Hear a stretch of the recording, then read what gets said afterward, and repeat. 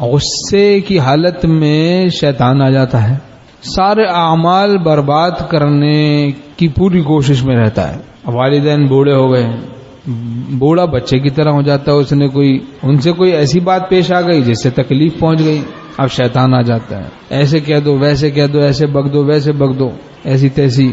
اب جناب اماں ابا کو سنانا شروع کر دی اس نے، سارا دین برباد. یا جناب اپنے احسان جتلانے شروع کر دیے کہ ہم نے یہ کیا، ہم نے وہ کیا. احسان جتلانے کے مرض میں غصے میں مبتلا ہو گیا، تو آپ نے جو کیا وہ سب تو اس گانے کے لیے کیا یا اللہ کے لیے کیا؟ یہ گانے کے لیے، بجانے کے لیے، اڑانے کے لیے، مٹانے کے لیے کیا یا خدا کے لیے کیا؟ اگر خدا کے لیے کرتے ہم تو پھر چھپاتے.